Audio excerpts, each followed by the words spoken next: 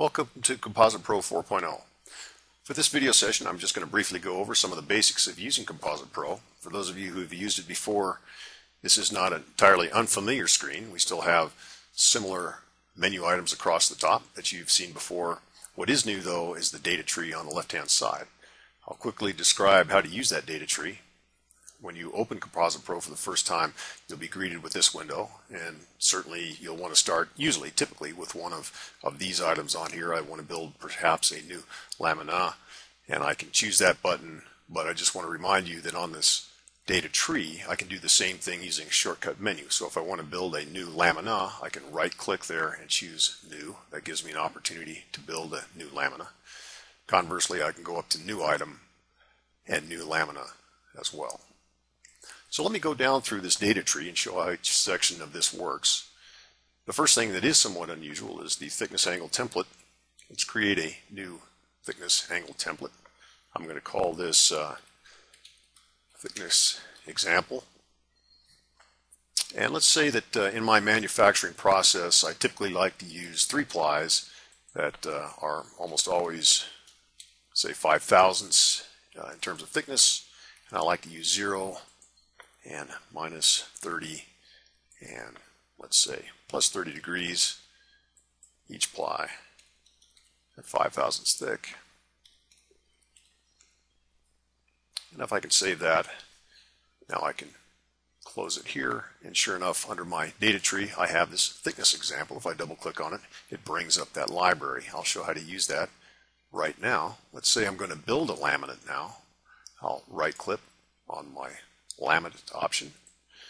I'm going to call this the Bill Laminate, and I'll go over to my library button here, and if I choose that, it allows me to choose the thickness example, and let's say that I want to use a lamina for that thickness example, and for this I'm going to just choose arbitrarily, let's say 977-2 IM7, and say OK. And we can see how this will bring up 3 plies of the 977-2 using the thickness and the angles that we described in the thickness example. At the last minute, I, for example, might want to add another ply. I've changed my mind, so I'll go in here and again choose some IM7 977-2. Perhaps that one is also 5 thousandths thick. Maybe that's a 0 degree ply. And again, I change my mind and I want to make this, let's say, 8 plies total, and I want to make it symmetric. I'll click on the first ply row and I'll shift click on the last ply row to make it inclusive, and I can click the symmetric button, and now indeed I have a symmetric 8 ply laminate. It's called Bill. I need to save that laminate,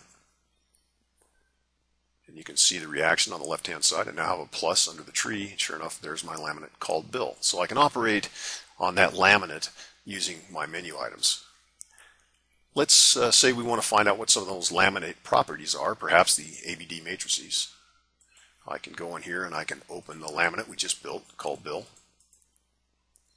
There it is. I can go to the ABD matrix window, hit calculate, and my properties will be displayed there. You can see the B matrix is roughly 0. That's no surprise. It is symmetric laminate.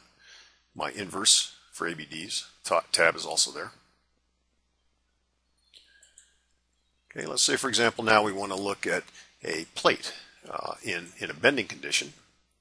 We'll use the Bill Laminate to describe the layout for that plate. I'll go to the Geometry tab, and let's say, for example, we have a 12-inch by 12-inch plate. You'll notice that the thickness is imported from the laminate. We had 8 plies at 5 thousandths thick, so it is indeed 40 thousandths thick. And I have a bunch of options here on the Calculate tab on how I want to load this. So I have simply supported on all sides, a uniform load. I have simply supported with a concentrated load, and it tells us how we want to describe that concentrated load. Or I have clamped edges if I'd like to look at that option. For now, I'm just going to choose, let's say, a uniform load. I'm going to use a pressure of, let's just say 0.2 psi. And for this scenario, since it was a 12 by 12 inch plate, if I wanted to know the deflection in the middle, I would want to ask for that deflection at an X and Y at 6 inches. I can calculate that. and it tells me my deflection at the point that I've chosen at the middle of this particular plate is 0.33 inches.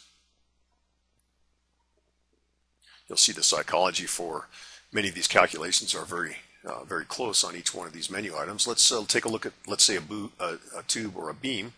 We can go to a bending example. Again, we'll use the bill laminate. We can describe the tube geometry under the tube tab here however we would like. Perhaps it's rectangular in cross section, maybe it's a circle, C-channel, channel section, whatever. For this example, I'll choose, let's say, a simple circle. We'll use a radius of maybe 1 inch. I'll go to the Calculate tab, and I can see how I might want to describe the loading for this. Perhaps it's simply supported with a point load in the middle described as a distance x from one edge, or simply supported uniform load, and so on. You can peruse these options at your leisure. For now, I'm just going to choose the point load, and we'll say the length of the tube is, let's say it's 15 inches.